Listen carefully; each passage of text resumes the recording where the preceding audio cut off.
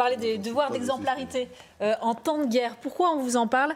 Parce que visiblement, l'adjoint au maire de Kharkiv, qui est en charge de l'aménagement des territoires, regardez comment il a passé ses vacances. Ces images, des photos prises à Nice, notamment place Masséna, avec ses enfants. Jusque-là, bon, on aurait tenté de se dire... Il y a le petit sac quand même. Il y a le petit sac Hermès. Oui. Vous avez la Pardon. Il faut que j'en cite deux autres. Et il s'est bien fait plaisir à bord de voitures de luxe. Alors là, vous allez me renseigner sur le modèle, Christophe. Oui. Moi, tout à l'heure, je me suis trompée. J'ai parlé d'une Porsche Panamera. On n'y est pas du tout. C'est une 911. Merci. Voilà. Non, ça vaut très cher quand même. Oui, ça vaut très cher.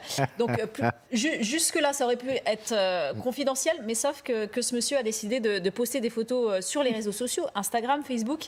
Et voilà ce que nous dit le maire de Kharkiv. Ça ne passe pas du tout, ça, visiblement, ce comportement. Il nous dit son comportement dans les conditions de guerre que nous connaissons n'est pas compatible avec son statut d'élu. C'est une leçon pour tout le monde. Et cela arrivera à quiconque reproduira de tels méfaits. Général Richoux, il y a visiblement ce comportement. Il y a aussi le fait que... bon, Kharkiv est quand même la deuxième ville du pays, qu'il y a eu encore au moins 5 morts dans des bombardements, même ce mardi matin. Donc, il n'aurait... Ce comportement est à proscrire en temps de guerre. On parlera dans un instant avec Christophe de ce qui s'est passé aussi à Moscou. Si je peux me permettre d'être cru, je dirais quand on est con, on est con. Là, il n'y a rien à dire. Franchement, c'est tellement extraordinaire. Voilà. C'est un maire, excusez-moi pour les tests. Voilà, je vais mettre 10 sur 10 à votre analyse générale. Franchement, il y a ce qui me paraît cousu du coin du bon sens. C'est un élu. C'est pas le maire. Non, c'est l'adjoint au maire de Kharkiv qui est en charge de l'aménagement des territoires. Et vous avez vu la réaction du maire de Kharkiv qui, lui, est plutôt outré. Et oui, mais c'est parce que aussi, il faut le dire, on a parlé du statut de candidat officiel de l'Ukraine à l'Union européenne. Vous avez vu que la présidente avait dit qu'il y avait beaucoup de corruption. Donc, et bien évidemment, ça en fait partie. Il y a beaucoup sur la Côte d'Azur, j'en reviens, puisque j'étais en vacances de ce côté-là. Il y a beaucoup. Vous avez la même voiture et le même sac ? Pas du tout. Non, je n'ai pas les moyens de ce monsieur. Mais en effet, c'est beaucoup d'oligarques qui sont là-bas, des non-oligarques. On croise des Ukrainiens, on croise des Russes. Et donc, c'est effectivement, il y a un système de corruption assez développé en Ukraine et c'est un des éléments sur lequel l'Ukraine va devoir travailler si elle veut accélérer son processus d'adhésion à l'Union européenne. L'Ukraine est même l'un des États les plus corrompus si on regarde la liste de Transparency International. Oui, Zelensky a fait son cheval de bataille, la lutte contre la corruption. Je vais vous laisser la parole, Magali Berthes, parce qu'on a une autre séquence, parce que ukrainien, mais russe. Aussi. Alors, vous êtes sur une des places de Moscou.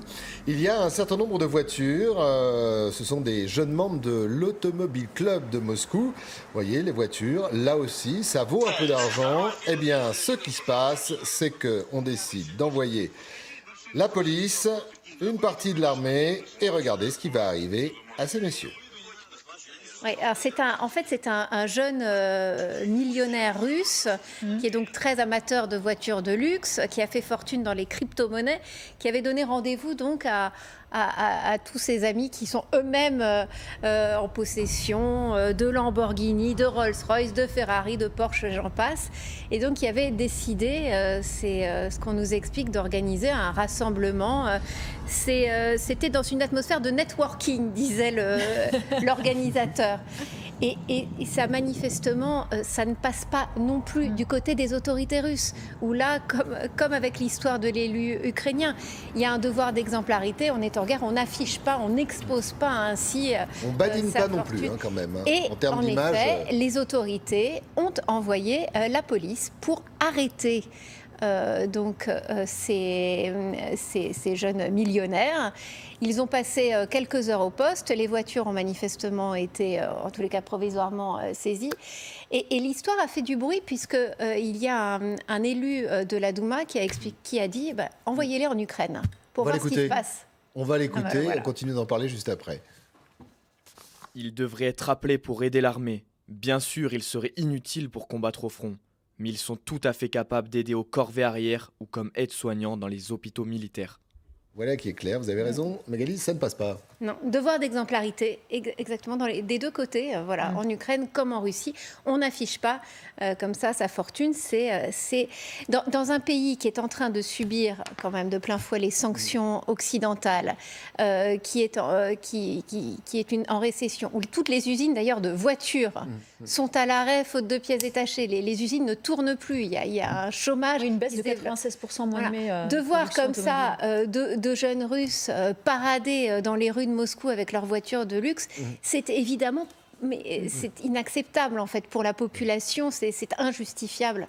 Et donc il y a eu des mesures de rétorsion immédiate. Maintenant, dans le message de Vladimir Poutine, ça n'est pas une guerre, c'est une opération militaire spéciale. Alors là, il est en train de dire que les gens n'ont plus le droit de vivre normalement, mais c'est une opération qui se déroule normalement et conformément au plan, et les Ukrainiens n'ont aucune chance, etc. Donc quel est le problème? Là, j'ai un petit peu de mal à... Oui, moi aussi, parce qu'il peut très bien rebondir dessus en disant, regardez, tout se passe bien. On ne subit pas les conséquences économiques, il y a des jeunes qui font fortune, donc tout va bien en Russie. Je ne sais pas s'il n'y a pas autre chose derrière. Si on fait un parallèle entre ces images que nous voyons de ces jeunes oligarques en voiture de sport et l'appel de Poutine hier encore, engagez-vous, rengagez-vous, et envoyez des Russes combattre en Ukraine, des jeunes et des vieux, à mon avis, c'est peut-être là qu'il y a un problème de message et qu'il faudrait chercher. Oui, mais c'est pas ces jeunes milliardaires qu'on va envoyer sur le front. On sait très bien qu'on a essayé de recruter des jeunes, des favorisés. Mais quand vous demandez des efforts à des gens pour aller se faire tuer... Comme le dit le général, c'est une opération spéciale qui est censée se passer correctement. Donc on ne voit pas bien où est le problème. Et s'ils veulent recruter... Il ne faudrait quand même pas oublier...